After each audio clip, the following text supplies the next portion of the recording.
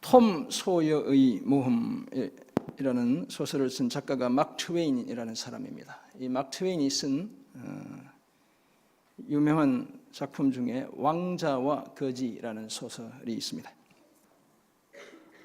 이 소설에는 운명처럼 같은 해 같은 날에 외모도 비슷하게 태어난 두 사람이 등장합니다. 한 사람은 영국의 국왕 헨리 8세의 아들 왕자 에드워드였습니다. 또 한 사람은 지독하게 가난한 거지 존 켄티의 아들 톰 켄티였습니다. 톰은 거지이자 알코올 중독자인 아버지 밑에서 자라며 아버지의 강요로 동양 생활을 해야 했습니다. 그거를 해서 먹고 살아야 했습니다. 같은 마을에 사는 앤드루라는 신부의 도움으로 틈틈이 책도 읽고 라틴어를 배우는 중에 왕자의 생활을 동경하게 됩니다. 그러던 어느 날 톰은 자신이 살던 그 빈민가를 벗어나 왕자가 사는 궁전으로 가게 되었습니다. 문지기에게 거칠게 폭행을 당하던 중 그것을 본 왕자 에드워드가 톰을 자기 방으로 데려갑니다. 좋은 음식도 먹이고 이야기를 나누다 보니 왠지 톰의 그 거지 생활에 흥미를 왕자가 느끼게 되죠. 그래서 왕자는 서로 옷을 바꾸어 입자고 톰에게 제안했고 둘은 서로 옷을 바꾸어 입게 됩니다. 톰과 옷을 바꿔 입은 에드워드 왕자가 밖으로 나가자 비슷하게 생겼기 때문에 문지기는 왕자를 거지 톰으로 생각하고 폭행을 가하고 궁궐에서 내쫓아 버렸습니다. 왕자는 밤이 되도록 거리를 헤매다가 술에 취한 톰의 아버지 존 켄티를 만나 강제로 끌려갑니다. 자기는 당신의 아들 톰이 아니라고 나는 왕자라고 말했지만 아무 소용이 없었습니다. 그때부터 가혹한 생활이 시작됩니다.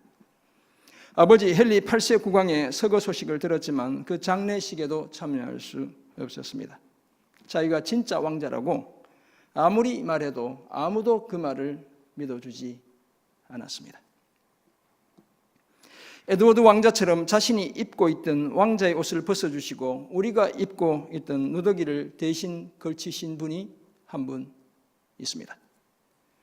하늘 왕자의 자리를 죄인들의 자리와 맞바꾸신 분이 한 분 있습니다. 그분이 바로 영원한 하늘의 왕 하나님의 아들 예수 그리스도입니다. 더구나 그 왕자는 우리의 자리를 대신 취하시고 우리의 고통과 우리의 슬픔을 대신 담당해 주셨습니다. 우리가 제멋대로 살아 생겨난 처참한 삶의 결과들도 다 맡아 주셨습니다. 심지어 우리 대신 죽기까지 하셨습니다. 하늘의 왕 앞에서 누리던 자신의 자리를 내어주셨고 자신의 의를 옷 입혀 주셨습니다. 생명을 나누어 주셨고 우리를 높여 영원한 보좌와 하나님 아버지의 무한한 사랑 속으로 이끌어 주셨습니다. 이런 하나님의 특별한 은혜를 입고 살아가는 우리가 도대체 어떤 삶을 살아야 하는지를 오늘 본문 로마서 15장 14절에서 21절 통해 발견합니다. 죄의 누더기 옷을 걸치고 살아가던 우리가 왕자가 입던 의의 옷을 입게 되었습니다. 거지만도 못한 죄인이었던 우리가 하나님의 아들과 딸이 되었습니다. 온 땅과 하늘의 왕이신 하나님의 왕자와 공주가 된 것입니다. 이토록 놀라운 하나님의 은혜와 사랑을 기억한다면 이제 우리는 왕이신 하나님과 그 아들 예수 그리스도의 쓰임받는 일꾼으로 살아가야 합니다. 그저 단순하게 하나님의 은혜와 사랑의 수혜자로만 살아갈 것이 아니라 그 은혜와 사랑을 전하는 전달자로 살아가야 합니다. 이런 이해를 바탕으로 우리는 오늘 본문을 통해 쓰임받는 일꾼의 자세 몇 가지를 발견합니다. 먼저 일꾼으로 부름받았다는 사실이 은혜임을 알아야 합니다. 로마서 1장 8절에서 로마교회 성도들의 믿음이 온 세상에 전파된다고 칭찬했던 바울은 오늘 본문 14절에서는 저들의 선함과 지식과 서로 권면하는 삶의 태도에 대해 칭찬하고 있습니다. 그렇게 말하죠. 내 형제들아 너희가 스스로 선함이 가득하고 모든 지식이 차서 능히 서로 권하는 자임을 나도 확신하노라. 바울이 저들을 칭찬하는 거예요. 그렇지만 저들에게 다시 생각나게 해야 할 요소들이 있었습니다. 그것이 바로 이신칭의에 오직 믿음으로 의롭게 된다는 그 교리와 거기에 걸맞은 삶이었습니다. 그래서 어떤 부분에 대해서는 지나칠 정도로 강조해서 적었습니다. 15절 그렇게 말씀하고 있죠. 그러나 내가 너희로 다시 생각나게 하려고 하나님께서 내게 주신 은혜로 말미암아 더욱 담대히 대략 너희에게 썼노니, 이렇게 말씀합니다. 더욱 담대히 대략 너희에게 썼다는 그 말은 어떤 부분에 대해서는 지나칠 정도로 강조해서 말했다는 것입니다. 대략 썼다는 말도 우리 성경이 이제 대략 썼다 이렇게 하는 게 한글로 그냥 대충 적었다 이렇게 생각하는데 그것이 아니고, 영어 성경을 보면 모든 부분을 언급한 것이 아니라 특정 부분에 대해서만 언급했다, 이런 의미를 가지고 있습니다. 그런데 그것도 그저 자신의 생각대로 한 것이 아니고 하나님께서 자신에게 주신 은혜대로 그렇게 했다고 말합니다. 이처럼 하나님의 은혜는 바울로 하여금 로마 교회 성도들의 영적 필요를 채워주는 편지를 쓰게 했습니다. 그런데 하나님의 은혜의 역사는 이것이 전부가 아니죠. 보다 근본적으로 이 은혜는 바울이 이방인을 위하여 그리스도의 일꾼이 되게 했습니다. 16절 그렇게 말씀하고 있죠. 이 은혜는 곧 나로 이방인을 위하여 그리스도 예수의 일꾼이 되어, 이렇게 말씀하고 있습니다. 그래서 하나님의 복음의 제사장 직분을 맡았고 이방인들을 제물로 드리는 것이 성령으로 거룩하게 되어 하나님이 받으실 만하게 했습니다. 16절 한번 띄워줘 보세요. 그죠? 그렇게 말씀하고 있죠. 우리 방송실 어디 가버렸어요? 네. 제가 한번 뒷부분 읽어드리겠습니다. 그리스도 예수의 일꾼이 되어 하나님의 복음의 제사장 직분을 하게 하사 이방인을 제물로 드리는 것이 성령 안에서 거룩하게 되어 받으실 만하게 하려 하심이라, 이렇게 말씀하고 있습니다. 이처럼 바울은 자신이 일꾼으로 부름받았다는 사실 자체가 전적인 하나님의 은혜라는 사실을 알았습니다. 그래서 자신이 복음을 위해 죽도록 수고해도 그것이 다 은혜 때문이라고 고백하는 거예요. 고린도전서 15장 10절이 그 사실을 명백하게 증거하고 있습니다. 그러나 내가 나 된 것은 하나님의 은혜로 된 것이니 내게 주신 그의 은혜가 헛되지 아니하여 내가 모든 사도보다 더 많이 수고하였으나 내가 한 것이 아니요 오직 나와 함께 하신 하나님의 무엇이라고요? 은혜로라. 하나님의 은혜가 복음의 증인의 삶을 살게 했다는 것입니다. 내가 그냥 원해서 내가 하고 싶어서 내 힘대로 했다고 이야기하고 있지 않습니다. 사실 사도 바울이 보여주는 역동적인 사역은 모두 은혜에 대한 올바른 인식에서부터 출발했습니다. 그리스도와 그리스도를 믿는 자들을 박해하던 그가 이방인을 그리스도께 바치는 제사장이 된 것이 오직 하나님의 은혜에서 비롯된 것이죠. 이 사실을 알았기에 바울은 기꺼이 자신의 생애 전부를 복음을 위해 바칠 수 있었습니다. 사랑하는 성도 여러분, 성경은 우리가 믿음으로 말미암아 구원이라는 선물을 받게 된 것부터 전적인 하나님의 은혜 때문이라고 말씀합니다. 거기에도 오늘 저와 여러분이 예수 믿고 예수 그리스도의 일꾼이 된 것도 다 하나님의 은혜 때문인 거예요. 우리의 존재와 삶 자체가 다 하나님의 은혜 때문이에요. 내 힘으로 한다고 생각하면 나는 못한다고 생각하는 거예요. 은혜가 나를 몰아간다고 생각하면 나는 언제든지 할 수 있는 거예요, 사실. 그러므로 오늘 우리가 열심히 교회를 섬기는 것도 다 하나님의 은혜가 하게 하는 것이라고 고백해야 합니다. 여러분 열심히 섬기시는 분들, 지금까지 주신 내 힘, 내가 가진 능력, 시간으로 한 것이 아니라 주님의 은혜가 나를 그렇게 몰아왔다고 얘기해요. 그리고 그 자세로 계속 섬겨야 하는 거예요. 그래서 성경은 만일 누가 말하려면 하나님의 말씀을 하는 것 같이 하고 누가 봉사하려면 하나님이 공급하시는 힘으로 하는 것 같이 하라라고 말씀하고 있어요. 저와 여러분의 마음을 다 읽고 있는 거예요. 네 힘으로 하는 것처럼 하지 말라는 거예요. 하나님이 공급하시는 힘으로 하나님의 은혜로 하는 것처럼 하라고 말씀하고 있습니다. 거지보다 못한 존재로 살아가던 저와 여러분에게 왕자의 옷을 입혀주시고 그리스도의 일꾼으로 삼아주심이 전적인 하나님의 은혜에서 비롯된 거예요. 우리가 잘나서 그런 게 아니에요. 이모저모로 마음과 정성을 다해 우리 지체들을 섬길 수 있게 된 것도 내가 가진 게 많아서 그런 것이 아니라 하나님의 은혜가 나를 그렇게 만들어가기 때문인 것입니다. 이 은혜에 붙들려 늘 아름답게 사용되는 그리스도의 일꾼으로 우뚝 서는 저와 여러분 모두가 되시기를 주님의 이름으로 축원합니다. 아멘. 오늘 본문에서 발견하는 쓰임받는 일꾼의 두 번째 자세는 그리스도와 성령의 능력 주심을 힘입어 일합니다. 어떤 일을 막 때릴 때 사람들이 가지는 두 가지 극단적인 경향성이 있죠. 하나는 내가 무엇이든 다 할 수 있다라고 생각하는 거예요. 또 다른 하나는 나는 아무것도 할 수 없다라고 생각하는 것입니다. 사실 이 두 가지는 겉으로 보기엔 너무너무 서로 달라 보이잖아요. 명백하게 다른 것처럼 보이지만, 극과 극인 것처럼 보이지만 실제로는 믿음 없는 모습이라는 공통점을 가지고 있습니다. 무엇이든 다 할 수 있다고 생각하는 사람들은 지나친 자기 확신 속에 살아갑니다. 조심해야 돼요. 그래서 조금만 일이 잘 되면 하나님보다 자신의 능력과 자신의 성공을 자랑합니다. 자신의 무용담을 자랑하죠. 그러다가 일이 안 되기 시작하면 자신의 경험과 지식을 활용해 그 상태를 돌파해 보려고 가진 애를 써요. 여전히 주님이 신호를 주시는데도 자신을 신뢰하는 거예요. 그러다 보면 급격하게 위축되기도 하고 걷잡을 수 없는 혼란 속에 빠져들죠. 구부러들지 않고 탁 꺾이게 되는 것입니다. 그 반대로 나는 아무것도 할 수 없다고 생각하는 사람들은 겸손을 가장하지만 대체로 지나치게 소극적입니다. 하나님 안에서 발견할 수 있는 자신의 소중한 가치와 능력마저 애써 외면하죠. 일이 안 되면 그저 운명이라고 생각합니다. 팔자소관이라고 생각하죠. 그리고 쉽게 체념해 버립니다. 재수가 없었다고 생각하죠. 그래서 좀처럼 돌파구를 찾지 못합니다. 그러나 쓰임받는 그리스도의 일꾼은 이 두 가지 극단 모두를 피합니다.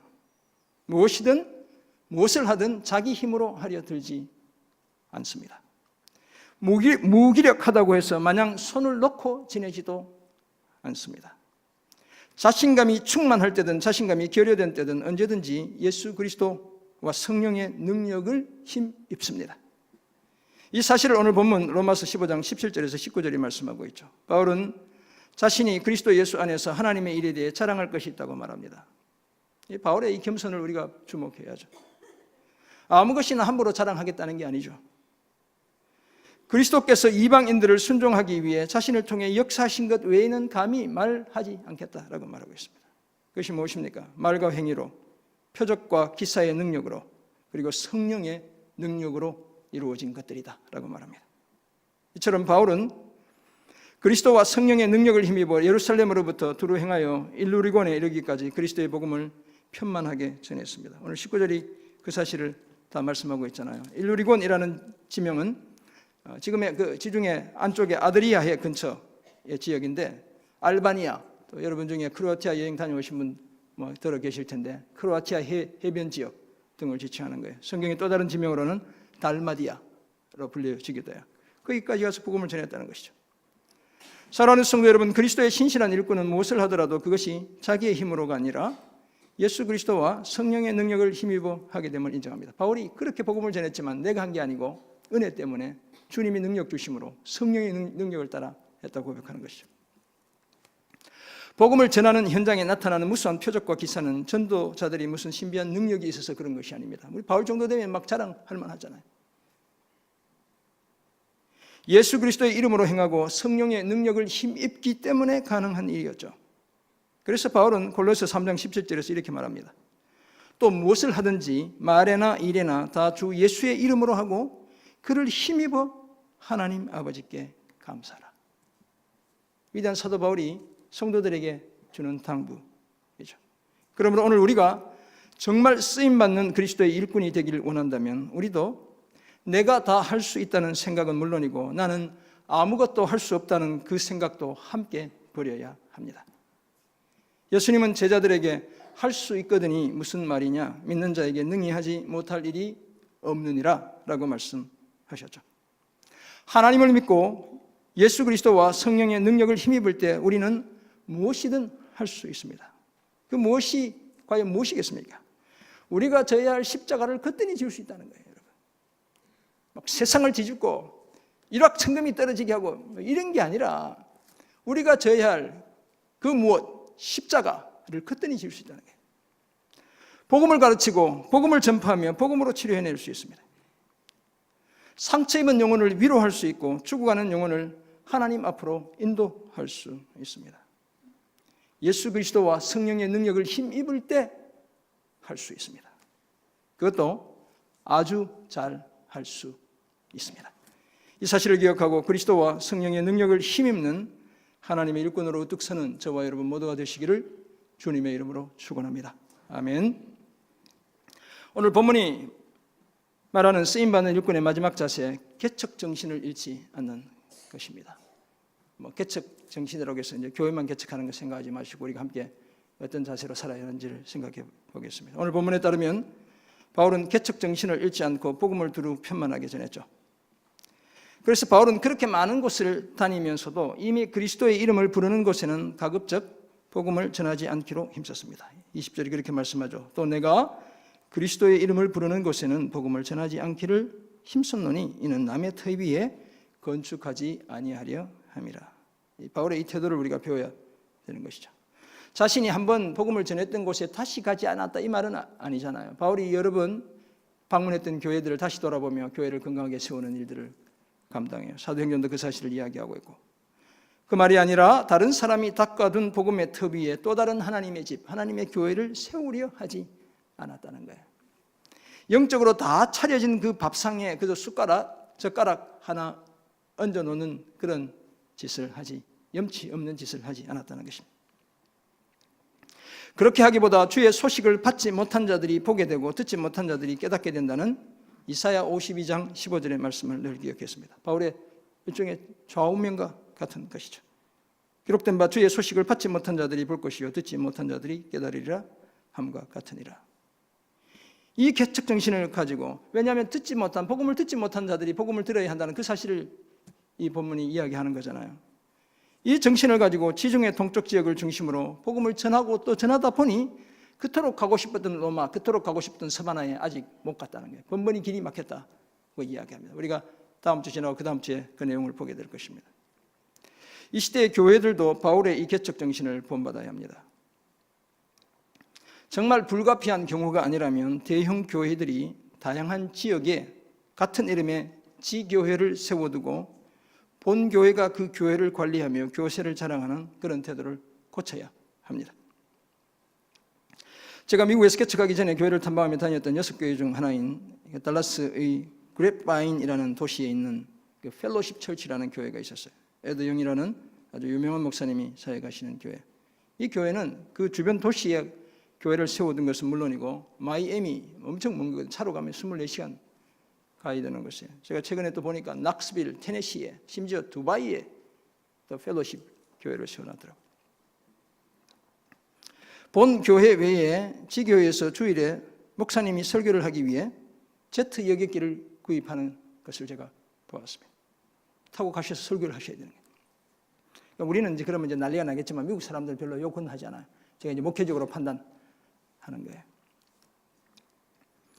위성으로 동시에 설교를 중계하는데 목사님이 어느 지역에 있는 교회에 와서 설교하는지 대부분의 성도들이 전혀 몰라요. 그날 가보면 이 운이 좋으면 목사님을 페이스 투 페이스로 보게 되고, 그러지 않으면 그냥 방송으로 설교를 들어야 하는 거죠.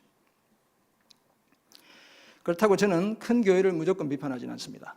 저도 젊은 날 한국에서 그래도 내노라 하는 큰 교회에서 집사도 했고 거기서 강도서 안수까지 받았고, 큰 교회 무조건 비판하지는 않아요. 작은 교회가 하지 못하는 역할을 큰 교회가 할 수 있기 때문입니다. 그래서 교회는 무조건 작아야 된다. 이것도 다 사실 올바른 말은 아니에요. 예를 들면 복지사업, 교육사업을 큰 교회가 할 수 있는 거예요. 우리가 어떻게 복지관을 짓고 제대로 이 지역에 정말 도움이 필요한 사람들을 지금 할 수 있겠어요. 우리가 어떻게 기독교 대안학교를 세워 지금 우리의 형편으로 많은 자녀들이 유치원부터 고등학교, 대학까지 신앙 안에서 교육할 수 있도록 우리가 준비를 할 수 있겠어요. 작은 교회는 못하는 거예요. 큰 교회는 대학도 사고 미션 스쿨, 중고등학교도 사고 짓기도 하고 세우기도 하고 할 수 있는 거예요. 좋은 역할들 하기도 한다는 거예요. 선교도 전략적으로 펼칠 수 있죠. 약한 교회들과 어려운 이웃을 보다 효과적으로 도와줄 수도 있습니다. 작은 교회가 쉽게 하지 못하는 사역의 다양성을 갖추고 성도들을 전인적인 신앙인으로 길러낼 수 있습니다. 우리 교단의 교회 중에 수영로교회라고 부산에 있는데 은퇴를 해야 되는 분들을 위해서 교회가 세미나를, 사회에 유명한 분들을 불러가지고 예수 믿는 사람도 믿지 않는 사람에서 성도들의 관점에서 어떻게 은퇴를 대비하는지 세미나를 하더라고요. 우리는 그렇게 못해요. 왜냐하면 그런 분들 부르려면 돈이 너무 많이 드니까. 근데 큰 교회니까 할 수 있는 거예요. 작은 교회가 못하는 그런 일들을 하고 유익을 끼칠 수 있죠. 그러나 대형 교회들이 지교회 또는 캠퍼스를 만들어 본교회의 교세를 키워나가는 것, 저는 개인적으로 반대합니다. 그리고 제가 목회하는 우리 교회도 반대할 것입니다. 같은 정신을 가지고 복음을 전해야 할 대상 지역이 있다면 사역자들을 키워 교회를 개척하게 하면 되는 것이죠. 그것이 여의치 않다면 사역자들이 다 그런 개척하려고 하지 않고 적절한 사람이 없다면 그 지역에 있는 교회가 그런 역할을 할 수 있도록 재정과 사람과 시스템을 지원하면 되는 것이죠. 괜히 내가 다 해야 제대로 할 것 같은 그런 착각하지 않아야 합니다. 교회는 내 것이 아니고 여러분의 것이 아니고 하나님의 것이에요. 나보다 더 애타게 이 땅의 교회를 바라보는 분이 내가 아니고 여러분이 아니고 하나님이신 거예요. 사랑하는 성도 여러분, 그리스도의 참된 일꾼이라면 이런 개척 정신을 늘 붙들어야 합니다. 물론 바울도 전략을 가지고 선교에 접근했습니다. 무대뽀로 하지 않았다는 게 바울이 그냥 닥치는 대로 선교를 한 게 아니에요. 예를 들면 바울은 도시 중심의 선교를 했습니다. 바울의 편지에 등장하는 여러분 도시들은 대부분이 다 큰 도시들이에요. 상업적으로 또는 지리적으로 교통상에 사람들이 접근하기 좋은 그런 도시를 중심으로 다녔죠. 자신이 가진 역량으로 많은 사람들에게 가장 효과적으로 복음을 전할 수 있는 도시 지역을 먼저 선택했던 것이죠. 그리고 그들을 통해 또 다른 지역으로 복음이 확산되기를 꿈꿨습니다. 그런 중에도 놓지 않았던 것이 바로 개척 정신인 거예요. 복음을 듣지 못한 지역에 사는 사람들에게 먼저 복음을 전하는 그 일을 우선적으로 힘썼습니다. 복음이 이기적인 목적에서 질서 없이 경쟁적으로 증거되는 것을 원치 않았습니다. 그러므로 오늘 우리는 바울의 그 정신을 붙들어야 합니다. 주님이 가라고 하시면 어디라도 주저하지 않아야 하죠. 복음을 여전히 들어보지 못한, 받아들이지 않는 그 가슴으로 우리가 여전히 가야 한다는 거예요. 가급적 복음화율이 낮은 곳으로 가서 복음을 전해야 하죠. 그곳에서 당하게 될 고난과 핍박, 멸시와 거부를 두려워하지 않아야 합니다. 개척 정신을 가지고 복음을 역동적으로 증거하는 그리스도의 일꾼으로 함께 세워지는 우리 모두가 되기를, 우리 교회가 되기를 주님의 이름으로 축원합니다. 아멘. 그렇다면 이제 우리는 어떻게 살아야겠습니까? 먼저 항상 은혜에 붙들려 살아야 합니다.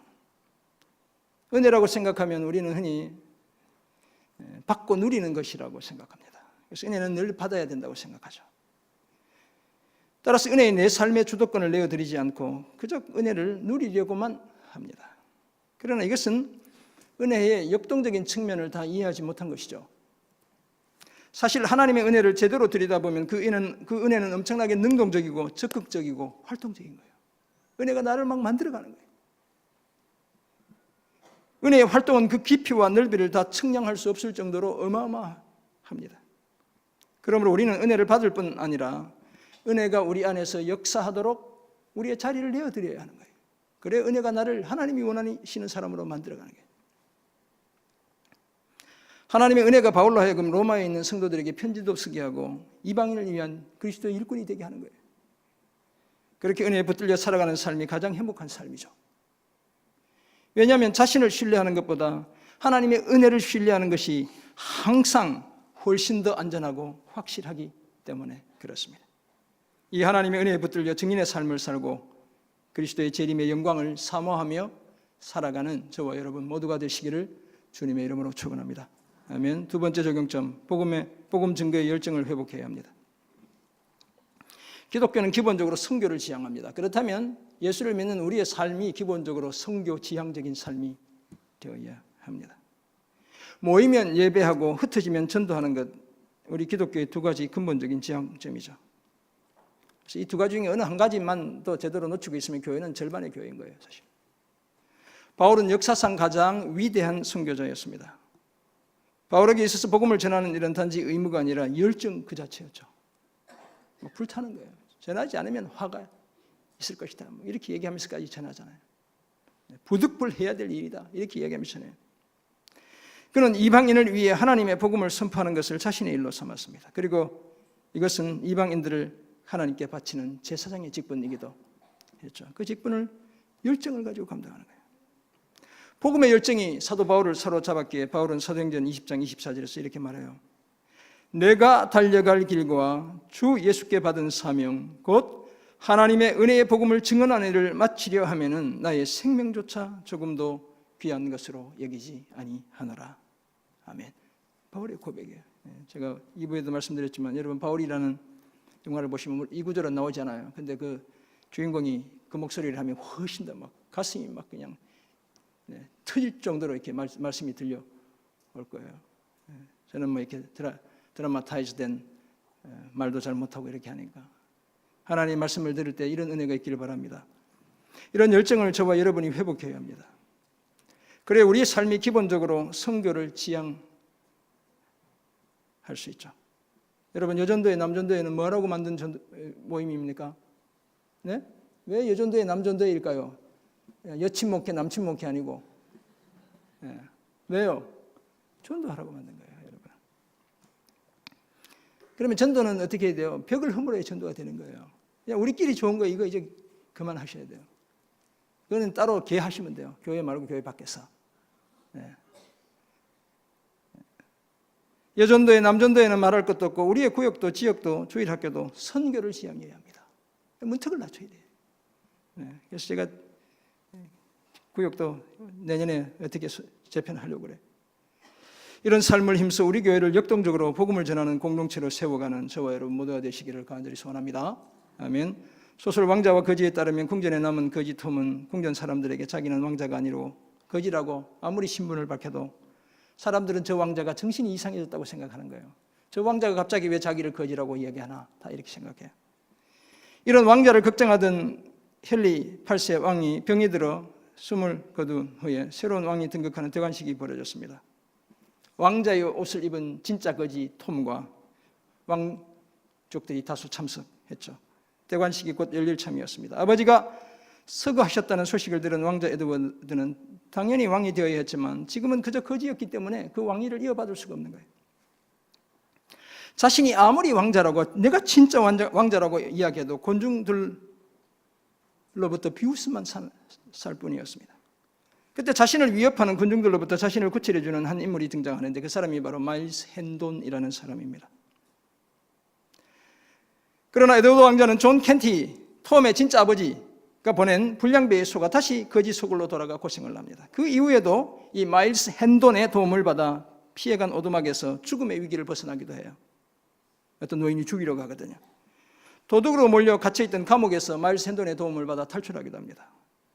그러나 안전하다고 생각해서 마일스 헨돈과 함께 갔던 마일스 헨돈의 고향에서 이 마일스 헨돈의 동생이 다시 이 자기 형과 거지 왕자 에드워드를 감옥으로 보내버려요. 한마디로 사는 게 사는 것이 아니었습니다. 다행히 때맞춰 감옥에서 나온 에드워드 왕자와 마일스 헨돈은 대관식 전날 궁전으로 들어가게 됩니다. 그리고 대관식 당일 대관식장에 나타나 자신이 왕이 될 진짜 에드워드 왕자라고 말하죠. 사람들이 믿지 않잖아요. 대관식에 참석한 사람들은 왕자 에드워드와 거지 톰이 그 외모까지 닮은 것에 깜짝 놀랐습니다. 누가 진짜인지 가짜인지 확신이 서지 않을 때 진짜 왕자가 아버지가 사용하던 옥새가 어디 있는지를 알려주는 거예요. 그래서 그 사람이 진짜 저 거지처럼 보였던 왕자가 진짜구나 라고 판명이 되고 이 사람이 영국의 국왕 에드워드 6세로 등극하게 됩니다. 국왕이 된 에드워드 6세는 자기를 도와준 마일스 헨돈에게 켄트주의 백작자기를 주고 톰, 그 거지 진짜 거지 톰은 육아원 원장이 고아원의 원장이 되게 하고 고악한 법률들을 폐지시켜 백성들이 잘 살게 했다. 이런 내용이죠. 여러분 오늘 왕자와 거지 책 한 권을 다 읽으신 거예요. 사랑하는 성도 여러분, 우리가 입고 있던 죄의 누더기 옷을 대신 입으시고 우리에게는 자신의 입고 있던 왕자의 옷을 입혀주신 분이 바로 하나님의 아들, 영원한 왕의 아들 예수 그리스도입니다. 하늘의 왕자이신 예수님은 우리의 누더기 옷을 대신 입으시고 십자가에서 죽으시고 죽음에서 부활하심으로 지금은 하늘의 왕자를 차지하고 계시죠. 그런데 지금도 여전히 그 아들을 거지로 여기며 박대하는 사람들이 무수히 널려 있습니다. 그런 사람들에게 그 아들이, 그 하늘의 아들이 참 왕자라는 사실을 말해줄 의무가 저와 여러분에게 있는 거예요. 우리가 이 시대에 또 다른 마일스 헨돈이 되어야 합니다. 세상을 향해 예수님이야말로 진짜 하늘의 왕자라고 말해 주어야 합니다. 사랑하는 성도 여러분, 그러므로 우리가 진정한 그리스도의 일꾼이라면 하나님께 쓰임받는 일꾼이 된 것 자체가 하나님의 은혜임을 늘 기억해야 합니다. 여러분, 내 힘으로 한다고 생각하지 마세요. 은혜가 하게 하는 것이다. 늘 정말 그렇게 고백해 주세요. 일꾼으로 섬기면서도 예수 그리스도와 성령의 능력으로 그 일을 감당해야 합니다. 그러는 중에도 늘 개척정신을 고취시켜야 합니다. 하나님의 뜻 안에서 펼쳐지는 그 모험적인 삶을 두려워하지 않아야 합니다. 이런 일을 넉넉히 감당하기 위해 항상 은혜에 붙들려 살고 다시 한번 복음의 열정을 회복하는 저와 여러분 모두가 되시기를 주님의 이름으로 축원합니다. 아멘. 하나님 아버지 은혜로 주신 귀한 말씀 기억합니다. 쓰임받는 일꾼 되게 하시되 은혜가 우리를 일꾼으로 빚어간다는 사실을 잊지 않게 하시고 그리스도와 성령의 능력 힘입는 저희 모두 되게 도와 주옵소서. 그래서 우리 주변에 여전히 복음을 들어보지 못한 그 심령 곁으로 날마다 다가서기로 힘쓰는 우리 모두 되게 하여 주옵소서. 감사드리며 살아계신 예수 그리스도의 이름으로 기도드립니다. 아멘.